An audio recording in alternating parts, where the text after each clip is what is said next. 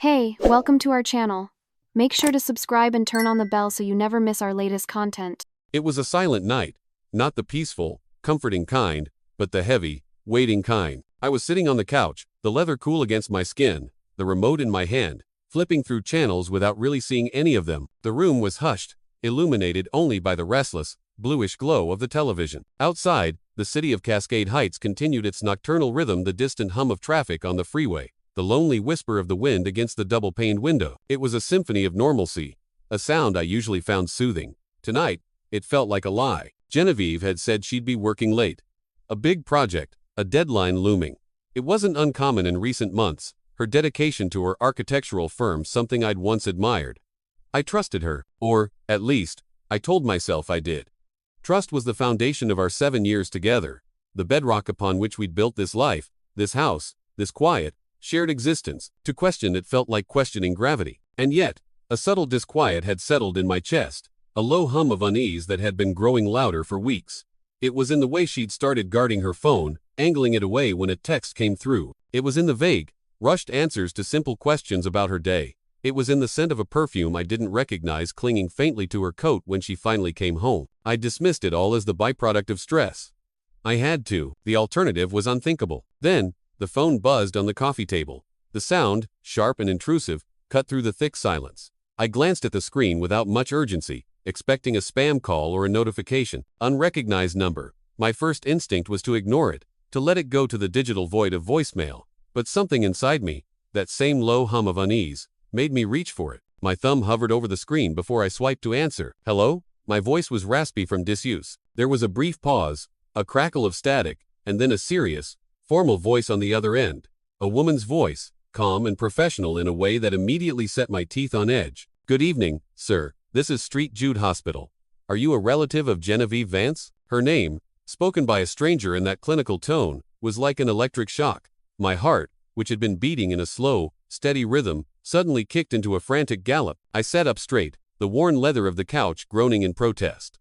A cold wave of concern, sharp and sickening, washed over me. Yes, I managed to say, my throat suddenly tight. I'm her husband, Elias. What happened? Is she okay? The pause before her answer felt like it lasted an entire lifetime. It was a void filled with 1,000 terrible possibilities, a car crash, a mugging, a sudden illness. I held my breath, my knuckles white as I gripped the phone, bracing for an impact I couldn't see coming. What she said next, however, was worse than anything I could have ever imagined. Mr. Vance, the woman began, her voice carefully neutral. Your wife was brought to the hospital a few minutes ago. She was found unconscious. Unconscious? I repeated, the word tasting like ash in my mouth. From what? Was it an accident? My mind was racing, trying to build a narrative that made sense. Maybe she'd fainted from exhaustion, overworked and underfed. That had to be it. Sir, she was discovered in a room at the Meridian Motel on the west side. The voice continued, methodically dismantling my desperate hopes. She was with another man. The words didn't register at first. They floated in the air, a nonsensical string of sounds. Meridian Motel. Another man. It was a sentence from a movie, a line from a trashy novel. It couldn't possibly have anything to do with my life, with my general. What? My voice came out as a whisper, barely audible.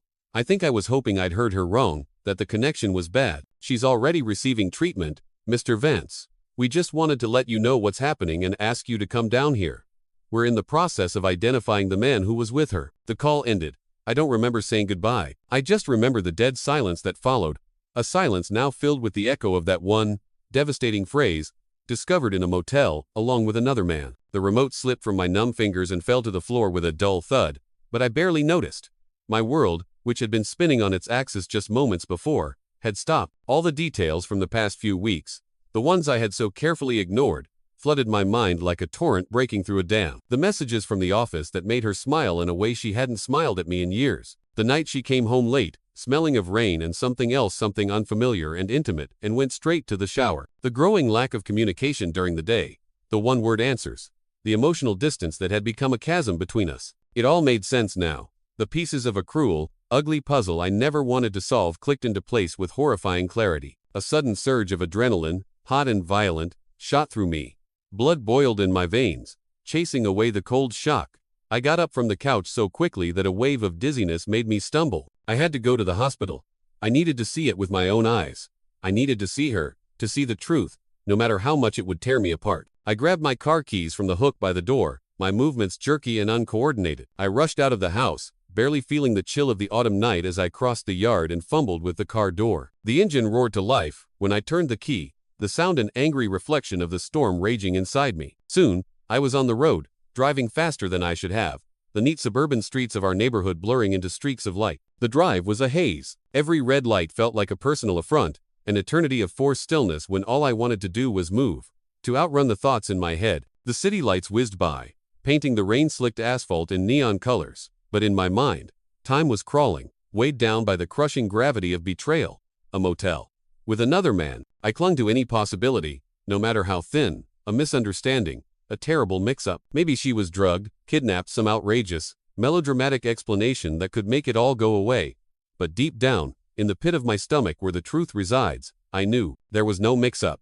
There was only one truth, and it was waiting for me at St. Jude Hospital. When I finally saw the brightly lit, sterile building rising against the dark sky, my heart started racing again, a wild bird trapped in my ribs. I parked carelessly, the front tire scraping against the curb, and got out, walking with a speed and purpose that felt foreign. I pushed through the automatic glass doors and marched to the reception desk. A nurse with tired eyes looked up at me with a practiced, formal demeanor, but I knew she'd seen my expression 1,000 times before, the face of someone whose world has just been fractured. "Genevieve Vance," I said, my voice firm but tense, betraying the tremor I felt inside. She typed rapidly on her keyboard, the clicking of the keys unnaturally loud in the quiet lobby. She glanced at the screen, then back at me. "Room 312, third floor." I nodded, not even bothering to thank her. I turned and strode toward the elevators, jabbing the up button with unnecessary force. The doors slid closed, encasing me in a small, mirrored box. As the elevator ascended, anger and pain twisted together inside me like poison. I had no idea what I would find on the third floor,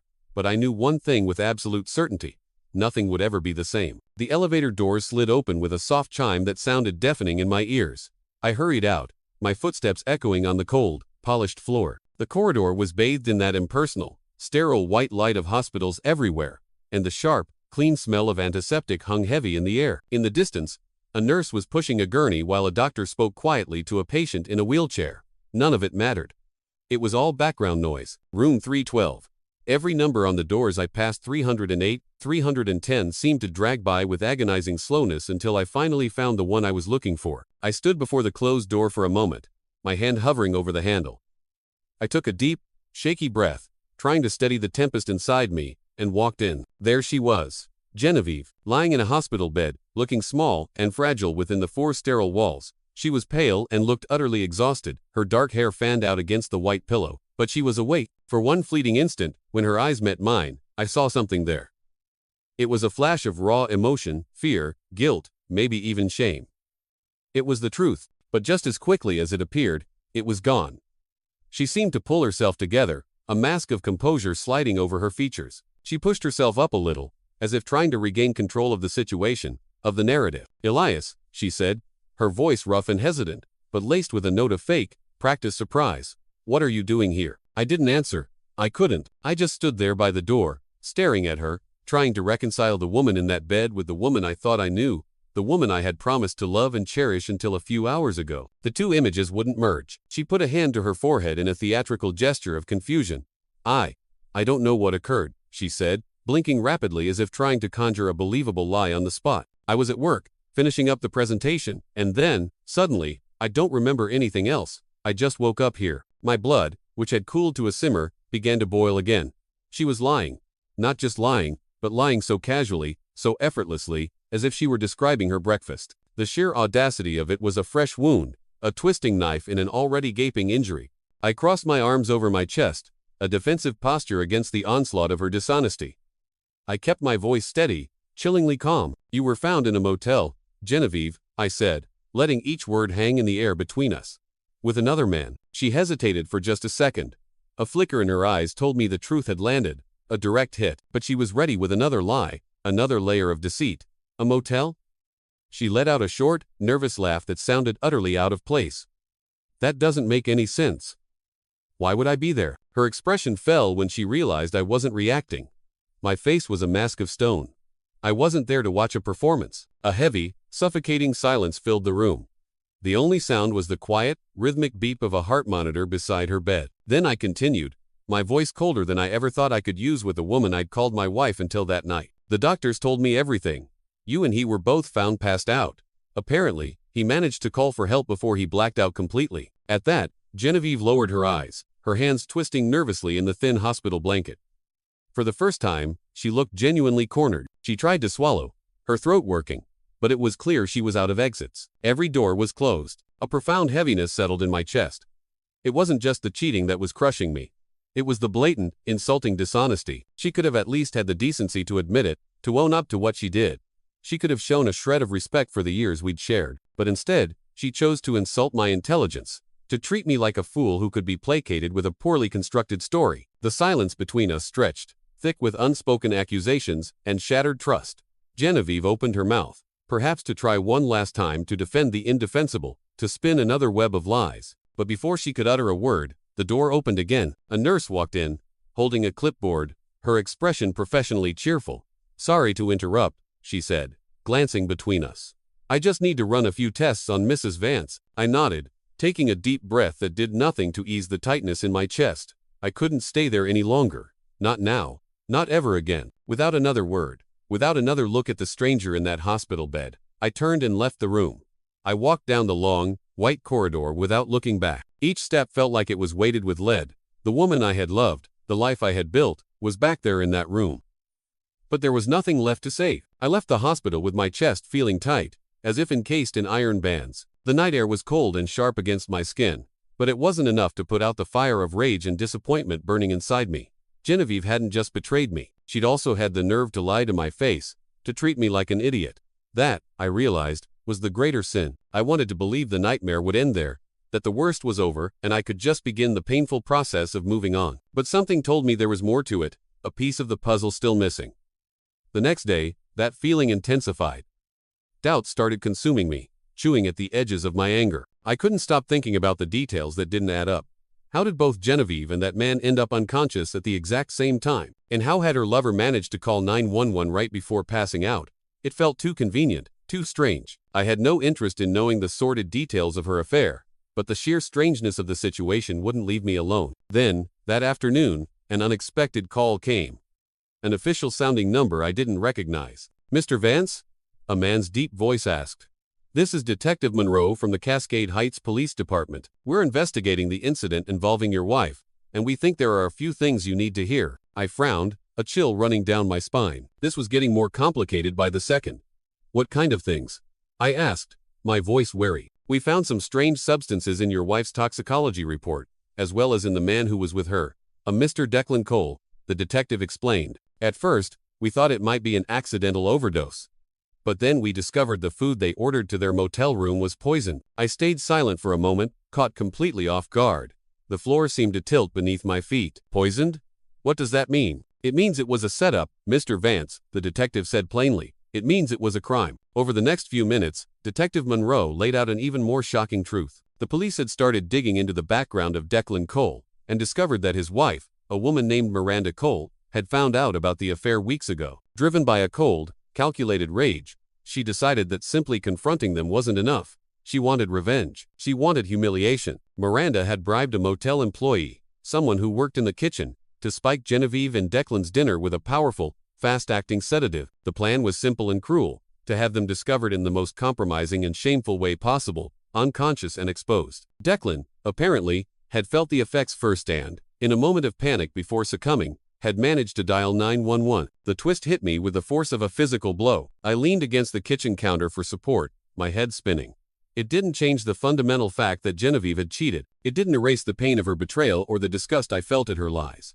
But now I realized something far darker had been at play. The betrayal was real, but there was a cruel, theatrical edge to how it all went down, orchestrated by another wounded soul. What's going to happen to that woman? To Miranda? I asked, still trying to process it all. Miranda Cole and the motel employee were arrested this afternoon, Detective Monroe said. They'll be charged with premeditated poisoning and assault. But we'll need your wife's official statement once she's well enough to give it. I took a deep breath, my mind a chaotic whirlwind of emotions. I was still furious at Genevieve. The anger was a solid, heavy thing inside me. But now, mixed in with the rage, there was a sliver of something else.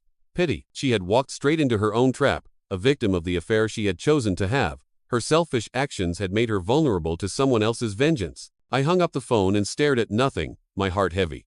The truth, it turned out, was far uglier and more complicated than I could have ever imagined. Genevieve spent another week in the hospital. The doctors wanted to be sure the sedatives were completely out of her system, and the police needed time to take her formal statement. During that entire week, I didn't visit her once. I didn't send a text. I didn't call the nurses to ask about her condition. It wasn't an act of punishment, not really. It was an act of self-preservation. I knew there was nothing left to say. The conversations we needed to have were now impossible, poisoned by her lies. While she was still lying in that hospital bed, I made my decision. There was no ambiguity, no agonizing back and forth. The cheating had shattered any trace of trust between us, but it was the blatant, unhesitating lying that had sealed the fate of our marriage. It was the final, irrevocable blow. On the third day of her hospital stay, I hired a lawyer, a woman named Miss Albright with a no-nonsense demeanor and sharp, intelligent eyes. I sat in her quiet, book-lined office and laid out the facts as calmly as I could. I told her I wanted everything settled as quickly and cleanly as possible. I want to file for divorce, I said, my voice even. No fights, no arguments. She can have whatever she wants from the house.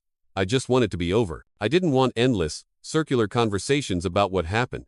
I didn't want to give Genevieve another chance to perform, to defend the indefensible. I didn't want her apologies, because I knew they wouldn't be sincere. They would just be another tool, another manipulation to get what she wanted. That week, the house felt emptier than ever. But it wasn't Genevieve's physical absence that made the silence so heavy. It was the pain of disillusionment. I walked through the rooms we had shared, the spaces filled with memories that were now tainted. I'd always believed our love was strong, that we were a team who could get through anything together. We'd talked about growing old on the porch of this very house, about future children, about a lifetime of shared moments. Now, I realized our marriage had been a lie, a beautiful facade I had been too blind, or perhaps too willing, to see past for a long, long time. The foundation I thought was solid rock had been nothing but sand, and the tide had finally come in. The day the hospital called to inform me that Genevieve was being discharged, a knot of dread formed in my stomach, but I knew what I had to do. There could be no weakness, no hesitation. For my own sake, I had to be resolute. When the hospital finally discharged Genevieve, I was already there, waiting. But I wasn't waiting to take her home. I stood on the curb outside the main entrance, the gray morning sky threatening rain. Beside me was a taxi, its engine humming quietly. Next to the taxi, on the sidewalk, were her two largest suitcases, packed with her clothes, her shoes, her personal effects. In my hand, I held a thick, brown manila envelope. When Genevieve came out through the automatic doors, she looked pale and weak. She was still wearing the clothes I'd brought her a few days prior at the hospital's request. Her eyes, shadowed with fatigue, scanned the front of the hospital until she spotted me. The surprise on her face was immediate and unmistakable. Maybe she thought I'd had a change of heart. Maybe she believed that after the initial shock wore off, I would still give her a chance to explain, that I'd be waiting to hear her apologies and take her back to our life. But any hope she might have harbored faded the moment she saw the suitcases and the firm, unyielding set of my jaw. She walked up to me slowly, her steps hesitant. She stopped a few feet away, a chasm of silence and betrayal between us. "What's this, Elias?" she asked, her voice small. I held the envelope out to her, my expression calm and empty. "Divorce papers," I said, my voice steady. "Everything's ready. My lawyer will be in touch with yours." She blinked a few times, as if she couldn't believe what she was hearing, like this had to be some sort of cruel joke. But my face told her it wasn't. I can't go back home?" Her question came out in a whisper, filled with a raw vulnerability she'd never shown me before. It was the vulnerability of someone who has finally run out of lies and is facing the stark consequences. I took a deep breath, the cold air burning my lungs. I didn't feel anger anymore, just a deep, profound exhaustion. "No," I said, the single word carrying the weight of our entire failed marriage. There was no hesitation. "That's not your home anymore. There's no place for you in my life." Genevieve bit her lip, looking away towards the street, towards the life that was moving on without her. Maybe she thought the love we once shared, the history we had built, could still rescue her from this moment. But it couldn't. What she had done was too fundamental, too destructive. I opened the taxi door, the sound clicking loudly in the quiet morning. "Your mom's expecting you," I said, my tone flat and informational. "I called her yesterday and explained the situation. You're going to her place." She looked at the open car door, then back at me, her eyes pleading for something I could no longer give. She seemed like she wanted to say something, to argue, to beg, to apologize, but nothing came out. Her shoulders slumped in defeat. With trembling hands, she took the envelope from me. She grabbed the handles of her suitcases, and with no other choice, she got into the back of the taxi. I closed the door behind her. I stayed there on the sidewalk, watching as the taxi pulled away from the curb, merged into traffic, and drove off until it was just another yellow car disappearing down the wide avenue. I didn't feel immediate relief. I didn't feel happy. I just felt a quiet, solemn certainty that I was doing the right thing. My marriage was over, but my life wasn't. Now, finally, I could start over. The taxi vanished down the road, taking Genevieve and 7 years of my life with it. I stood on the sidewalk, unmoving, not entirely sure how I felt. My anger no longer burned like it had before, but there was no sudden sense of freedom either, just a strange, hollow emptiness, like watching a part of your own life crumble to dust before your eyes. For years, I'd believed our marriage was forever, that Genevieve was the woman I'd grow old with, building memories and facing life's ups and downs together. But in the end, all we had was a lie that had gone on for far too long. I took a deep breath and got into my car. The drive home felt different from every other drive I'd ever taken. It was the first time I went back to that house knowing there was no us anymore. For the first time, it was just me. Walking into the silent house, I felt a heavy weight on my chest. Every corner, every object, held a memory. The couch where we'd watched movies on weekends. The kitchen counter where she would sneak bites of food while I was cooking. The bed we had shared for so many years. Now, everything felt like a frozen snapshot of a life that no longer existed. I made my way to the living room and stopped in front of a framed photo on the shelf. It was from our wedding day.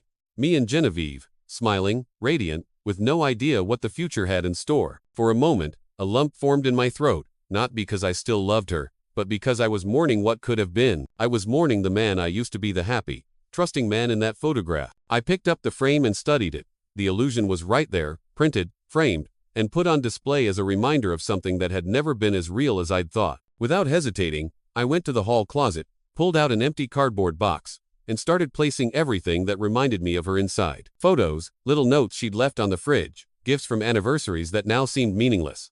One by one, they disappeared into the box. When I was done, I taped the lid shut, carried the box outside, and put it by the trash bins. It wasn't dramatic. I wasn't burning memories or ripping up photos. I was just letting go of the past. That night, I lay in the vast, empty bed, staring at the ceiling. The silence felt different now. It wasn't stifling or heavy. It was the silence of a new beginning, a blank page. In the following days, I started filling my time with things I used to ignore. I started jogging every morning, feeling the burn in my lungs and the solid ground beneath my feet. I picked up my old acoustic guitar again, my fingertips sore as I rediscovered forgotten chords. I read the books that had been collecting dust on the shelf. Life, slowly but surely, went on. I gradually began to realize that the worst thing that had ever happened to me was also my path to freedom. Then, about 2 weeks later, early one evening, my phone rang. I was sitting on the back porch, watching the sky darken from orange to indigo, feeling calmer than I had in a long time. The number on the screen was unknown, and for a second, a jolt of anxiety went through me. I thought about letting it go to voicemail. But something made me answer. Hello? On the other end, there was a hesitant, male voice. Elias? Elias Vance? This is Declan Cole. My blood ran cold. The man from the motel. This was the last call I ever expected to receive. My first instinct was to hang up, to shout into the phone, but for some reason, I held on. I needed to hear what this man, this ghost from my ruined past, had to say. Why are you calling me? My voice was flat, devoid of emotion. There was a long silence on the other end. I could hear him take a deep breath before speaking again. Look, I know nothing I say can fix what happened, and I don't expect you to forgive me. I just wanted to say, I'm sorry, I honestly am, and I felt like you deserved to know the whole truth. I gripped the phone tighter, a knot forming in my throat. The whole truth? I think I know enough. No, you don't, he said, his tone suddenly urgent, not just guilty, but like he was trying to warn me. There's way more going on than you think. What do you mean by that? I asked, my voice tense. Declan hesitated, but in the end, he got straight to the point. I worked with Jen at the office, and, well, I thought I was the only one. My heart hammered against my ribs. What are you talking about? He sighed again, a sound heavy with regret and shame, before delivering the painful, final truth. She's got a history, man. Everybody at the office knew. She hooked up with a bunch of guys there. It wasn't just me. Coworkers, supervisors, there were even rumors about clients. An icy silence followed. I felt like the ground had been yanked out from under me all over again. I already knew she had cheated, but realizing that Genevieve had done this repeatedly, that her infidelity was a pattern, a lifestyle, and that an entire office of people knew about it while I remained the clueless husband at home, It tore the wound open even wider. I hadn't been betrayed in a moment of weakness. I had been systematically deceived for a long, long time. When I finally found my voice, it was shaky with disbelief. "Why are you telling me this now? I heard you two split up," he said quietly. "And I didn't want you to ever make the mistake of going back.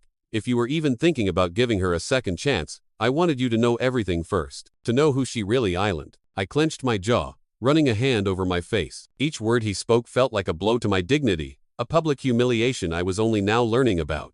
I thought the hurt had already peaked, but this was a new, deeper level of pain. "I never considered forgiving her," I said, my tone as cold as stone. "Good," Declan said, sounding genuinely relieved, "because you deserve better than that." A few seconds of silence went by. Finally, I let out a long, slow sigh. Then, without waiting for anything else, without another word, I hung up. I sat there on the porch, feeling the cold evening breeze on my skin, my stomach twisted in knots. My mind was flooded with images I didn't want, of a woman I never truly knew. But deep down, I knew I had to hear it. It was the final, brutal piece of the puzzle. It was the truth that set me completely free. More than ever, I was certain. Genevieve was a closed chapter. My marriage was a story that had ended. And now, for the first time in a very long time, my own story was just beginning.